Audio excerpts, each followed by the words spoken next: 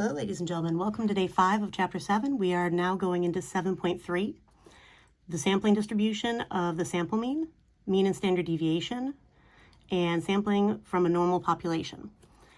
All right, so by the end of this lesson, you will be able to calculate the mean and standard deviation of the sampling distribution of a sample mean, x bar, and interpret the standard deviation. You'll also be able to explain how the shape of the sampling distribution of the sample mean is affected by the shape of the population distribution and the sample size. If appropriate, use a normal distribution to calculate the probabilities involving the sample mean. All right, let's go ahead and get started. As I said, this is day 1 of 7.3, sampling distribution of a sample mean. You can read the following information on pages 501 to 508. And what are the mean and standard deviation of the sampling distribution of a sample mean? Are these formulas on the formula sheet? And are there conditions that need to be met for these formulas to work? All right, so if we let the sample mean be the mean of a sample size n selected from a population with mean mu and standard deviation sigma, then the following is true. Assuming that the sample is randomly selected, the mean of the sample means will equal the population mean. Again, this is based on the fact that we would have an unbiased estimator of the population parameter by using the statistic. The standard deviation of the sample mean is equal to the population standard deviation divided by the square root of the sample size. All right, and again, this is assuming that the sample size is less than 10% of the population size, because this is based on our independence condition. And yes, these formulas are on your formula sheet. If you go to page 2 of your formula sheet, the second set of formulas dealing with sampling distributions of sample means from one population, you will find these going across that first row. Now, what is the shape of the sampling distribution of the sample mean when the population is normal? It will also, in fact, be normal. So if you know that the population distribution is normal, you don't have to worry about the shape of the sampling distribution of the sample mean. It will also be normal. Now, what happens if we violate the 10% condition? Now, violating this condition is generally good. Bigger samples are better, but the analysis gets more complicated because we cannot assume that observations are independent. This means that we cannot calculate our standard deviation. And even if we have a normal distribution, if we can't use our formulas to calculate the standard deviation, it's very difficult to find our probabilities. Right, so if the sample size is less than or equal to 10% of the population size, we can view the observations in the sample as independent, and our standard deviation formula is very close to the true standard deviation of the sample mean. If our sample size is larger than 10% of the population size when we're sampling without replacement, we cannot view the observations in the sample as independent, and this formula actually overestimates the true standard deviation of the sample means, which is why we can no longer use it as our estimate. Right, now for our example, at the Peanutty Peanut Company, dry roasted shelled peanuts are placed in jars by a machine. The distribution of weight is approximately normal, with a mean mu of 16.1 ounces and a standard deviation sigma of 0.15 ounces. All right, now without doing any calculations, explain which outcome is more likely: randomly selecting a single jar and finding that the contents weigh less than 16 ounces, or randomly selecting 10 jars and finding that the average contents weigh less than 16 ounces. All right, so because the averages are less variable than individual measurements, you would expect the sample mean of 10 jars to be closer on average to the true mean of 16.1 ounces, because the sample means are going to vary less from the population mean. Now, how do we know that that's true? I'm going to take us back up to our formula. Individual observations would be like doing a sampling distribution with a sample size of 1. The population standard deviation divided by the square root of 1 is still the population standard deviation. However, the population standard deviation divided by the square root of 10, the larger your denominator, the smaller your variability. So the larger the denominator, the smaller the answer, and thus the smaller our variability. All right, that's how we know that averages are less variable than individual measurements. Individual measurements are essentially averages from sample sizes of size 1. All right, now for letter B, calculate the mean and standard deviation of the sampling distribution of the sample mean for sample sizes of size 10 and interpret the standard deviation. All right, so we're going to be using our formulas for this. Remember, the mean of the sample means is equal to the population mean. So the mean of the sample means is equal to mu, which is equal to 16.1 ounces. Now, how do I know that that is 16.1 ounces? Well, it said right up here that the distribution of weight was approximately normal with a mean of 16.1 ounces, which is where I'm getting the 16.1 ounces down here. Additionally, the standard deviation of the sample means is equal to the population standard deviation divided by the square root of the sample size. Well, our sample size is 10 for the 10 jars, and that's where the square root of 10 is coming from. The population standard deviation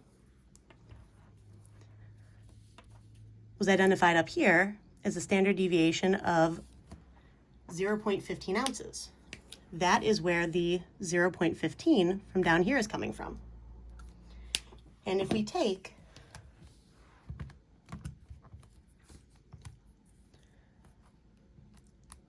turn this into a fraction, 0.15 divided by the square root of 10, we get about 0.047. That's where that answer came from. Now, I haven't quite finished yet. I still need to interpret the standard deviation of the sample means. So in simple random samples of size 10, or if you want to say in repeated simple random samples of size 10, the sample mean weight of jars will typically vary by about 0.047 ounces from the true mean weight of 16.1 ounces. We're always talking about, with standard deviation, how much our data points in our distribution vary from the mean. The data points from our distribution are the sample means.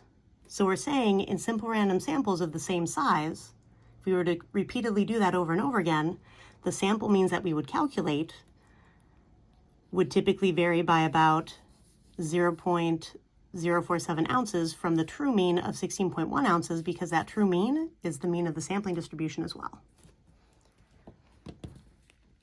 Let's take a look at our next page. So to continue working through this with the information that we just found, find the probability of each event described in Part A. Do these match your answers to Part A? All right, so the events described in Part A were selecting a single jar and finding that the contents weigh less than 16 ounces. So single jar, contents weigh less than 16 ounces. So that would just be a single value from the population distribution, which is why I'm writing this as the probability of X less than 16. And that would be from the population distribution, where we had a mean of 16.1 and a standard deviation of 0.15. 16 ounces would be just a little bit below that mean. And going off to the left, we would use normal CDF with a lower bound of negative infinity, upper bound of 16, mean of 16.1, standard deviation of 0.15. And if I type all of that in, second vars to get to distribution, down to normal CDF, I have my negative infinity pretty much right there. I'm going to have 16 as my upper bound. My mean is 16.1. My standard deviation is 0.15. And that's where I'm getting the probability of 0.2525. This 9 rounds this 4 up. We always want to take our probability out to 4 decimal places. Right? So 0.2525. So there's about a 25.25% chance that we will have a single jar of peanuts less than 16 ounces. Now, the next thing that we were asked about was if we were to randomly select 10 jars, finding that the average contents weigh less than 16 ounces. All right, so if we select 10 jars, find that the average contents weigh less than 16 ounces. So this one is actually asking me about the probability of the sample mean being less than 16. Now, this is using the mean and standard deviation that we calculated in Part B. So mean of 16.1 still, but now our variability is down to 0.047. I'm still looking at an upper bound of 16, my lower bound going down to negative infinity. And I'm still going to use normal CDF. Lower bound negative infinity, upper bound 16, mean 16.1. The main difference now is the variability. Right, there's much less variability, so there's much less chance of this occurring. Right, our variability is down from 0.15 to 0.047.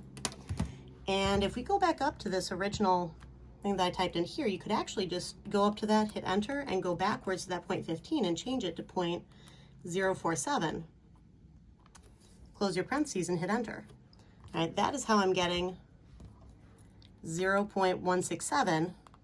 I'm rounding the second 6 up because of the 8 right behind it. So while there is a 25.25% chance that we would get any randomly selected jar have a weight of 16 ounce, basically less than 16 ounces, there's only a 1.67% chance that the average weight, the mean weight of 10 jars would be less than 16 ounces because this distribution is so much less variable than this one. And these answers do agree with the answer that we gave in part A because 0.0167 is much smaller than 0.2525 because averages are less variable than individual measurements. You're going to expect the sample mean of 10 jars to be closer on average to the true mean of 16.1 ounces, which means that 16 ounces is actually much further away relative to all of the other mean weights. And this is why we take samples and we don't just select a single individual. This is why we actually need to take samples from the population, not just select one container. And this does not provide convincing evidence. This would provide convincing evidence for quality control. Now, what is the most common error students make on these problems? You forget to divide the standard deviation by the square root of n to readjust it for the sampling distribution. Right? Don't forget to actually use your formula for the standard deviation of the sampling distribution when you're finding the probability of mean weights instead of just single weights. Right? That's it for this lesson. I'll see you in class.